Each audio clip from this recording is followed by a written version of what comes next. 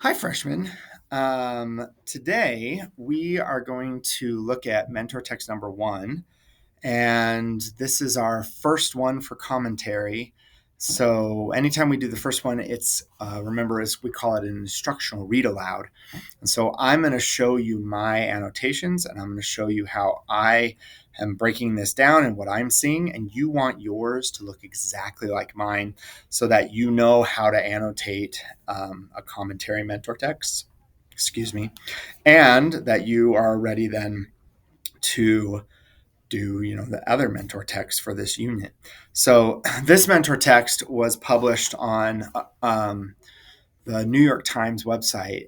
They used to run like a commentary contest. I don't know if they still do, but Rachel Chestnut was one of the winners. So her essay got published. So this is not my student, but this is a proficient essay. It's a decent essay. Remember that you have these annotation marks that you need to make on yours. So you're going to underline the thesis with the highlighter, and then we're going to underline for evidence prep. We're going to put a box around evidence. So that's quotes or paraphrases. Often in commentary, people are going to paraphrase rather than quote. And then we're going to highlight analysis. The one that students don't want to do is the comments and the margins. So make sure that you do those. That's just the identifying all these different things. So before I even start reading, I'm noticing things. This has a picture, right? And it connects to the topic. It grabs the reader's attention. The title is a question: Is true crime as entertainment morally defensible? And then it has a byline. You don't need to put this age. It's there because it was published on the New York Times website, and it's interesting to people that this is a 17-year-old. And then we also have the date as part of the byline. So there are 6 paragraphs. I numbered them in mine. If you want to number them as well. And as you're going along, I'll read and then I'll stop and I'll talk about things. If you ever need to stop and then make the annotations, go ahead and feel free to stop the video. So let's read the first paragraph. Real life acts of violence have long been masqueraded before the public eye in modes ranging from crime pamphlets to investigative documentaries. But the true crime genre has only recently risen in prestige. Delving deeper into real tragedies and revealing them to the public has its benefits, such as reevaluating botched or unjust criminal trials and allowing viewers to think critically. Unfortunately, these advantages are outweighed by the genre's tendency to exploit suffering, lean toward a preconceived narrative, prioritize ratings over morality, and manipulate public opinion. All right, so I'm seeing some things. This is our intro paragraph. The very first sentence, we're trying to hook the reader. They do include a paraphrase in here. So they're using what we call hyper citation. So that underline, if we were actually on the web page, you would be able to click and it would take you to the source. They're paraphrasing something from that source. So you would have to go and actually go find it. The last sentence is our thesis statement. We do identify the problem, and then they also develop their line of reasoning. And so they have exploit suffering, the preconceived narrative, ratings over morality, and manipulate public opinion. And I would assume that they're going to have a paragraph about each of those. This is one of those classic inverted pyramid intros. I tried to draw a triangle. I didn't do a great job. But we start really broad and then we end specific with our thesis statement. So that's the intro. Let's go on to the second paragraph. So here's paragraph 2. Aside from the initial use of actual crimes as entertainment, victims and their families have no real way to opt out of media coverage, as public footage can be used without their consent.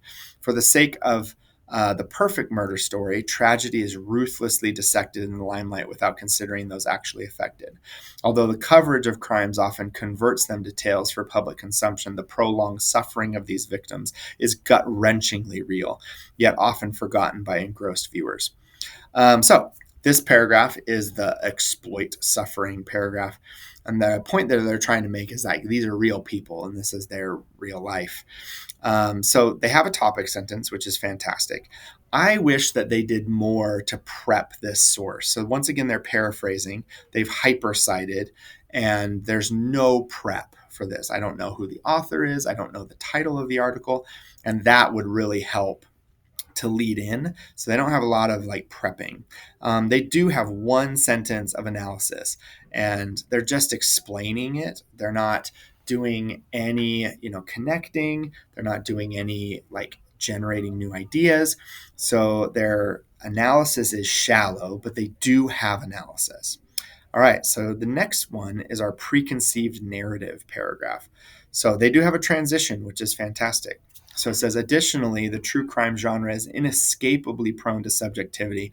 According to Janet Malcolm, an acclaimed author, if you start out with a presumption of an individual's guilt, you read the documents one way, and another way if you presume his innocence. Producers often have their own theories prior to investigation and thus consciously or unconsciously shape their entire narrative around proving themselves right.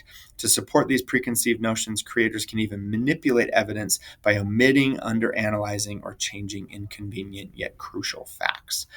So, this paragraph is a little better. This is, like we said, the preconceived narrative. They have a transition, they have a topic sentence. They do a better job of prepping for their quote. So they put the hypercitation in the correct place. So they put it on the author's name, which is way better than what they're doing up here. They have a direct quote this time. They're using these brackets to show that they're changing something in the quote from what it actually says to something that fits in the way they want to write better. And then they have two sentences of analysis. Both of these are explaining rather than connecting or generating new ideas, but at least they have two sentences. Okay, so 4 is their ratings over morality paragraph. So, furthermore, producers often sideline ethics in order to sensationalize the coverage of heinous crimes. To captivate viewers, the true crime genre sacrifices reality for dramatic flourishes. For example, the creators of The Jinx withheld their prime suspect's confession from the authorities until the bombshell finale aired, thus suspending justice for theatrics. Apparently, the producers' slavish commitment to ratings exceeded their moral obligation to condemn the man they are convinced is a serial killer. So, once again, another transition. Fantastic. We got a topic sentence. I don't love the hypercitation on the words for example. I think there's a much better way, like prep, give us the actual article title or something like that. They're paraphrasing this time rather than quoting. And then once again, just one sentence of analysis. And then paragraph 5. This is the manipulate public opinion paragraph. Finally, despite a subjective and under-regulated nature, true crime media has a disproportionate influence over public opinion. Investigative documentaries, especially those that heavily imply a person's guilt or innocence, can easily convince viewers of their conclusions. This inadequately informed consensus can have disastrous consequences, such as waves of hate mail directed at unfortunate individuals linked to a crime investigation. So, just like we've talked about before, I don't love their hyperciting. I mean, they're paraphrasing. They're not really prepping for things. They have one sentence of analysis. Here's their conclusion.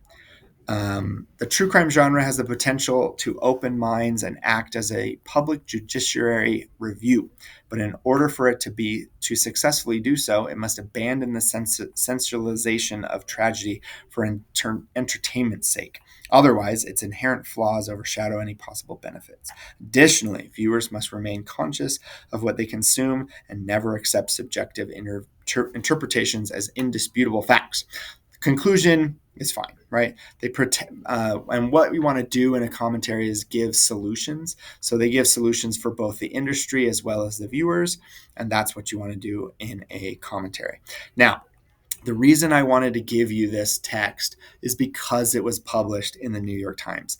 Rachel Chestnut won a contest. So there has to be some good things in here. I think the organization of this is really good. I think the topic is really interesting. I do think that this needs some work, right? I think prepping for evidence needs some work on this one. I would have counseled the student to hypercite in different places. The analysis absolutely needs some work. If I was going to score this, I probably would give this like a low C. This is proficient. this, they're doing everything they're supposed to be doing.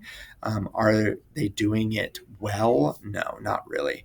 But I wanted to give you this because this is, like actually out on the internet. It was published, and we're going to show you some other examples. You're going to get a teacher example and a Lakewood student example. So you'll see a couple other people. Both of those are advanced examples. So make sure that your annotations look like mine, and then you'll be all good to go. All right, see you later, Tigers.